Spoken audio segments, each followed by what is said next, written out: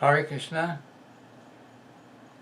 Today we will continue with our reading from Krishna, the Supreme Personality of Godhead, Krishna book, written by His Divine Grace A.C. Bhaktivedanta Swami Prabhupada and published by the Bhaktivedanta Book Trust. We will read chapter 2, which is entitled Prayers by the Demigods for Lord Krsna in the Womb.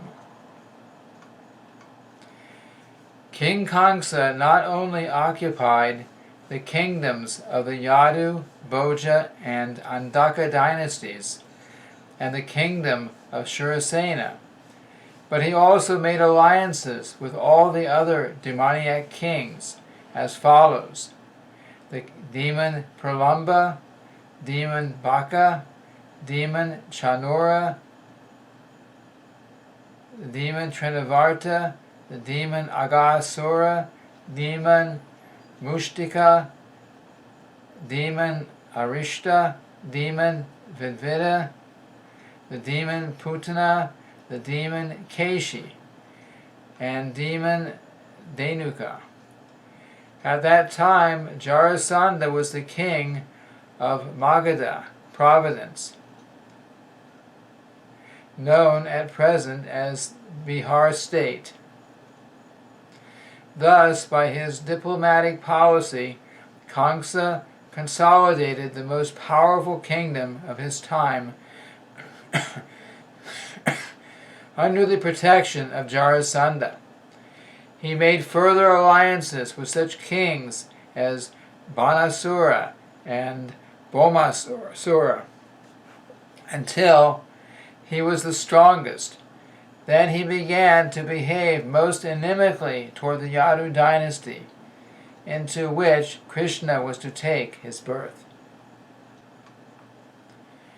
Being harassed by Kamsa, the kings of the Yadu, Bhoja, and Andaka dynasties took shelter in different states, such as the state of the Kurus, state of the Panchalas, and the states known as Kekai, Shalva, Vidarbha, Nishada, Videha, and Koshala.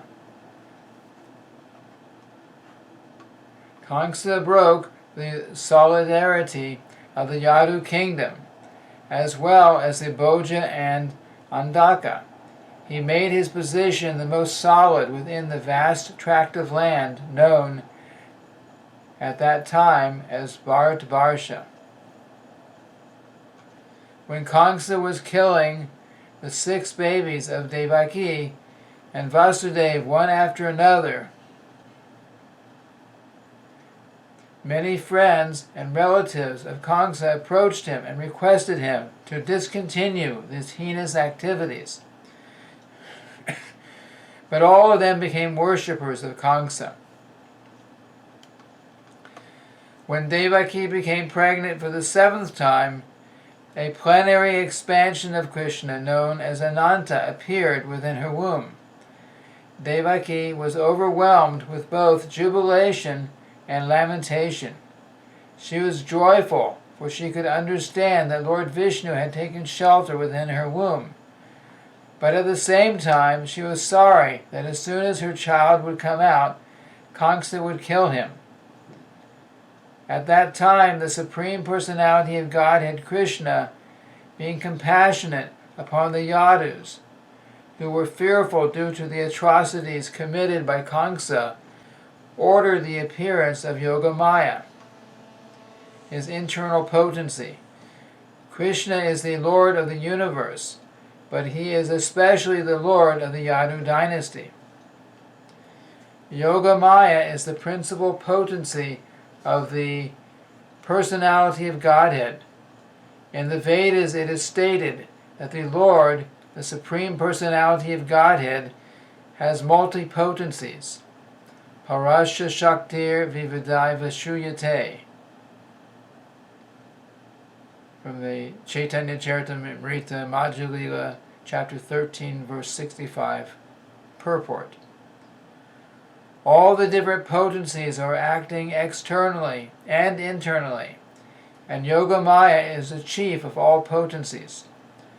The Lord ordered the appearance of Yogamaya in the land of Vrajabhumi in Vrindavan, which is always decorated and full with beautiful cows. In Vrindavan, Rohini, one of the wives of Vasudeva, was residing at the house of King Nanda and Queen Yashoda. Not only Rohini, but many others in the Yadu dynasty were scattered all over the country due to their fear of the atrocities of Kamsa. Some of them were even living in the caves of the mountains. The Lord thus informed Yogamaya, under the imprisonment of Kamsa are Devaki and Vasudeva, and at the present moment my plenary expansion Shesha is within the womb of Devaki. You can arrange the transfer of Shesha from the womb of Devaki to the womb of Rohini. After this arrangement, I am personally going to appear in the womb of Devaki with my full potencies. Then I shall appear as the son of Devaki and Vasudeva, and you shall appear as the daughter of Nanda and Yashoda in Vrindavan. Since you will appear as my contemporary sister, and since you will quickly satisfy desires for sense gratification, people within the world will worship you with all kinds of valuable presentations, incense, candles, flowers, and offerings of sacrifice. People who are after materialistic perfection will worship you under the different forms of your expansions, which will be named Durga, Bhadrakali, Vijaya, Vaishnavi, Kumuda, Chandika, Krishna, Madhavi, Kanyaka, Maya, Narayani, Ishani, Sharada, and Ambika.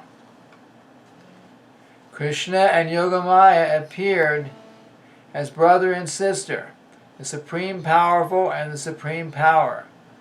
Although there is no clear distinction between the powerful and the power is always subordinate to the powerful. Those who are materialistic are worshippers of the power, but those who are transcendentalists are worshippers of the powerful. Krishna is the Supreme Powerful, and Durga is the Supreme Power within the material world. Actually, people in the Vedic culture worship both the powerful and the power. There are many hundreds and thousands of temples of Vishnu and Devi, and sometimes they are worshipped simultaneously. The worshipper of the power, Durga, or the external energy of Krishna, may achieve all kinds of material success very easily. But anyone who wants to be elevated transcendentally must engage in worshipping the powerful in Krishna consciousness. The Lord also declared to Yogamaya, my plenary expansion Anantashesha is within the womb of Devaki. On account of being forcibly attracted to the womb of Rohini, he will be known as Sankarshan, and will be the source of all spiritual power, or Bala, by which one can attain the highest bliss of life, which is called Ramana. Therefore, the plenary portion, Ananta, will be known after his appearance either as Sankarshan or as Balaram. In the Upanishads it is stated, Nayam Atma Bala Hinena Labdhya. The purport is that one cannot attain the supreme platform of self-realization without being sufficiently favored by Balaram. Bala does not mean physical strength. No one can attain spiritual perfection by physical strength. One must have the spiritual strength which is infused by Balaram or Sankarshan, Ananta or Sheshanaga. Now, Ananta or Sheshanaga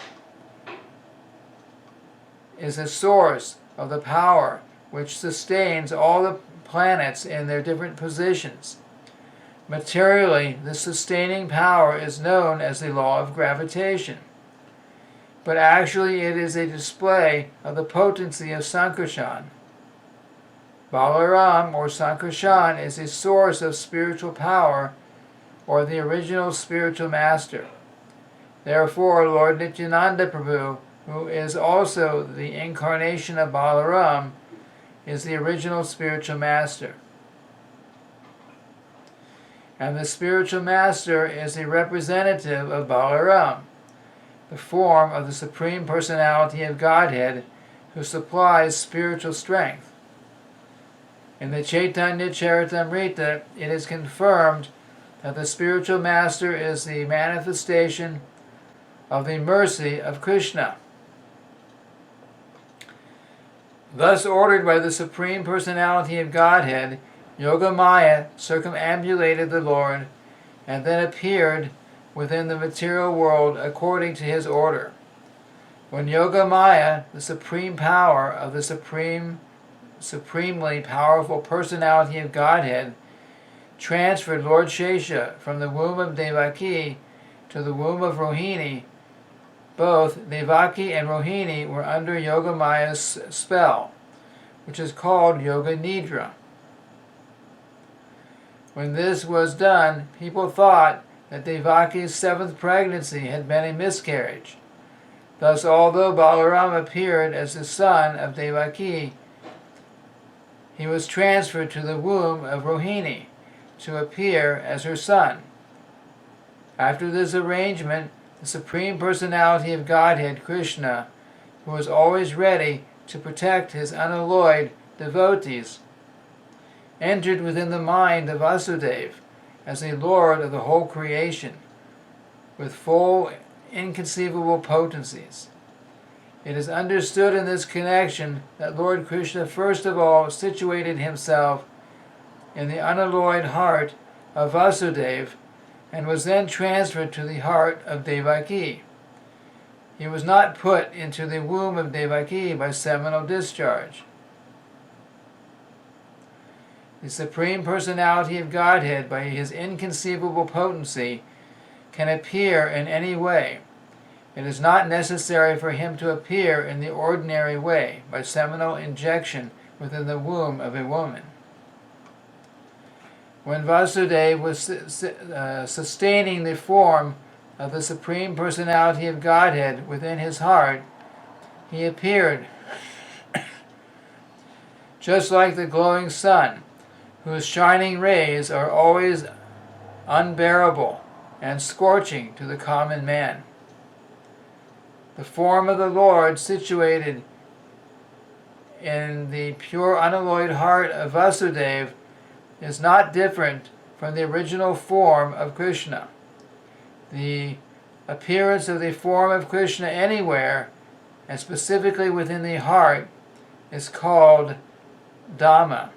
Dhamma refers not only to Krishna's form, but also to his name, his qualities, and his paraphernalia. Everything becomes manifest simultaneously. Thus, the eternal form of the Supreme Personality of Godhead with full potencies was transferred from the mind of Vasudeva to the mind of Devaki, exactly as the setting sun's rays are transferred to the full moon rising in the east. Krishna, the Supreme Personality of Godhead, thus entered the body of Devaki from the body of Vasudeva without being subject to any of the conditions of an ordinary living entity.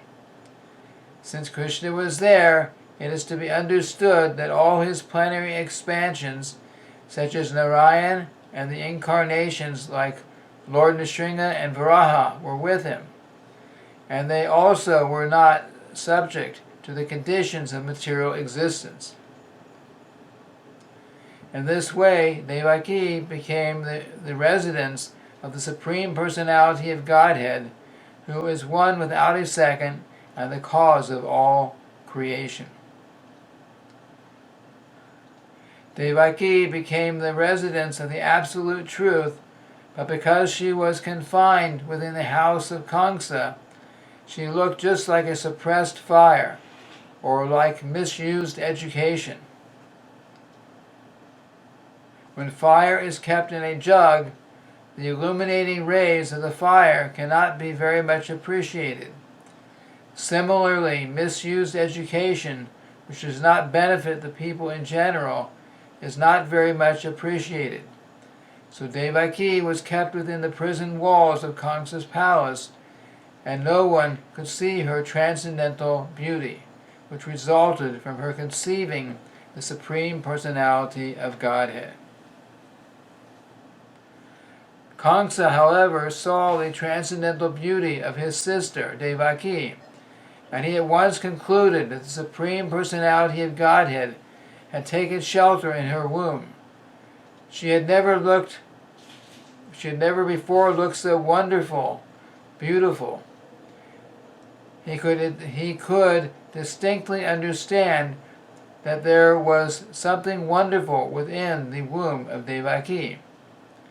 In this way, Kamsa became perturbed, because he was sure that the Supreme Personality of Godhead, who would kill him in the future, had now come. Kamsa thought, what is to be done with Devaki? Surely she has Vishnu or Krishna within her womb, so it is certain that Krishna has come to execute the mission of the demigods. And even if I immediately kill Devaki, his mission cannot be frustrated.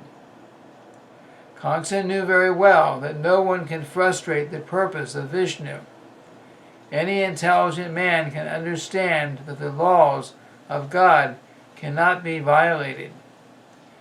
His purpose will be served in spite of all impediments offered by the demons, Kamsa thought. Kamsa thought, if I kill Devaki, at the present moment, Vishnu will enforce his supreme will more vehemently. To kill Devaki just now would be a most abominable act. No one desires to kill his reputation, even in an awkward situation. If I kill Devaki now, my reputation will be spoiled. Devaki is a woman, and she is under my shelter. She is pregnant, and if I kill her, immediately my reputation, the results of my pious activities, and my duration of life will all be finished. He further deliberated. A person who is too cruel is as good as dead, even in this lifetime. No one likes a cruel person during his lifetime, and after his death people curse him. On account of his self-identification with the body, he must be degraded and pushed into the darkest region of hell. Kamsa thus meditated on the pros and cons of killing Devaki at that time. Kamsa finally decided not to kill Devaki right away, but to wait for the inevitable future. But his mind became absorbed in animosity against the Supreme Personality of Godhead. He patiently waited for the delivery of the child, expecting to kill him, as he had done previously with the other babies of Devaki. Thus, being merged in the ocean of animosity against the Personality of Godhead, he began to think of Krishna or Vishnu, while sitting, while sleeping, while walking, while eating, while working. In all the situations of his life, his mind became so much absorbed with the thought of the Supreme Personality of Godhead that indirectly he could only see Krishna or Vishnu around him. Unfortunately, although his mind was so absorbed in the thought of Vishnu, he is not recognized as a devotee because he was thinking of Krishna as an enemy. The state of mind of a great devotee is always also to be always absorbed in Krishna, but a devotee thinks of him favorably, not unfavorably. To think of Krishna favorably is Krishna consciousness, but to think of Krishna unfavorably is not Krishna consciousness. At this time, Lord Brahma and Lord Shiva, accompanied by great sages like Narada and followed by many other demigods, invisibly appeared in the house of Kamsa. They began to pray to the Supreme Personality of Godhead in select prayers which are very pleasing to the devotees and which award fulfillment of their desires. The first words they spoke acclaimed that the Lord is true to his vow. As stated in the Bhagavad Gita, Krishna descends to this material world just to protect the pious and to destroy the impious. That is his vow. The demigods could understand that the Lord has taken his residence within the womb of Devaki to fulfill his vow, and they were very glad that the Lord was appearing in order to fulfill his mission. Then the demigods addressed the Lord as Satyam Param, or the Supreme Absolute Truth. Everyone is searching after the truth. That is the philosophical way of life. The demigods give information that the Supreme Absolute Truth is Krishna. One who becomes fully Krishna conscious can attain the Absolute Truth. Krishna is the Absolute Truth because, unlike relative truth, he is truth in all the three phases of eternal time. Time is divided into the past, present, and future. In the material world, everything is being controlled by supreme time in the course of past, present, and future. But before the creation, Krishna was existing, and when there is creation, everything is resting in Krishna. And when the creation is finished, Krishna will remain. Therefore, he is the absolute truth in all circumstances. If there is any truth within this material world, it emanates from the Supreme Truth, Krishna. If there is any opulence within this material world, the cause of the opulence is Krishna. If there is any reputation within this material world, the cause of the reputation is Krishna. If there is any strength within this material world, the cause of such strength is Krishna. If there is any wisdom and education within this material world, the cause of such wisdom and education is Krishna. Therefore, Krishna is the source of all relative truths. This material world is composed of 5 principal elements: earth, water, fire, air, and ether, and all such elements are emanations from Krishna. The material scientists accept these 5 principal elements as a cause of the material manifestation, but the elements in their gross and subtle states are produced by Krishna. The living entities who are working within the material world are products of his marginal potency. In the 7th chapter of the Bhagavad Gita, it is clearly stated that the whole manifestation is a combination of the 2 kinds of energies of Krishna, the supreme or the superior energy and the inferior energy. The living entities are the supreme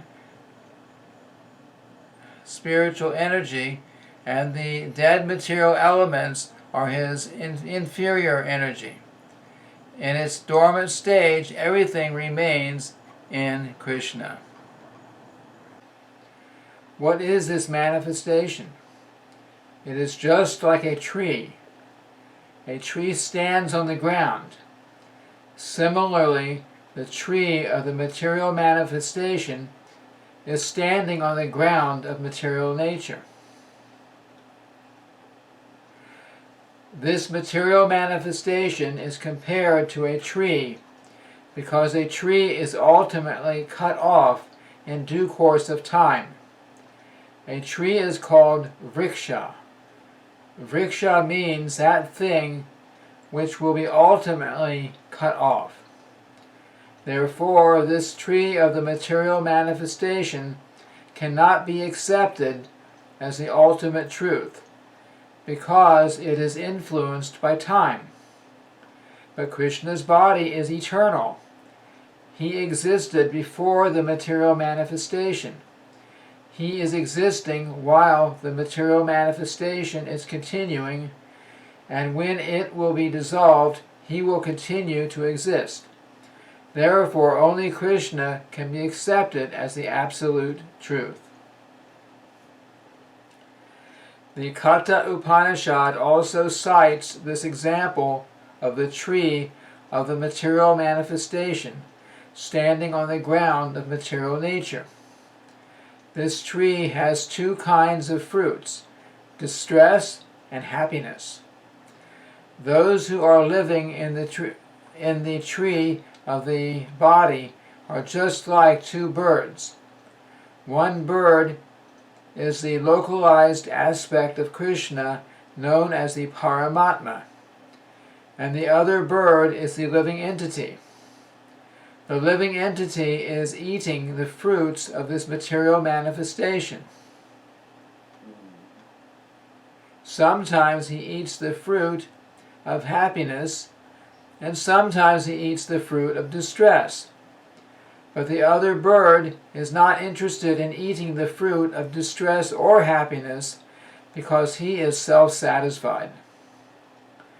The Katha Upanishad states that one bird on the tree of the body is eating the fruits, and the other bird is simply witnessing. The roots of this tree extend in three directions. This means that the root of the tree is the three modes of material nature: goodness, passion, and ignorance. Just as the tree's root expands, so, by association of the modes of material nature, goodness, passion, and ignorance, one expands his duration of material existence. The tastes of the fruits are of four kinds: religiosity, economic development, sense gratification, and ultimately liberation. According to the different associations in the three modes of material nature, the living entities are tasting different kinds of religiosity, different kinds of economic development, different kinds of sense gratification, and different kinds of liberation. Practically all material work is performed in ignorance, but because there are three qualities, sometimes the quality of ignorance is covered with goodness or passion. The taste of these material fruits is accepted through five senses. The five sense organs through which knowledge is acquired are subjected to six kinds of whips: lamentation, illusion, infirmity, death, hunger, and thirst. This material body, or the material manifestation, is covered by seven layers: muscle, blood, marrow, bone, fat, and semen. The branches of the tree are 8: earth, water, fire, air, ether, mind, intelligence, and ego. There are 9 gates in the body: the 2 eyes, 2 nostrils, 2 ears, 1 mouth, 1 genital organ, 1 rectum. And there are 10 kinds of internal air passing within the body. Prana, Apana, Udana, Vyana, Samana, etc. The two birds seated in this tree, as explained above, are the living entity and the localized Supreme Personality of Godhead, Paramatma.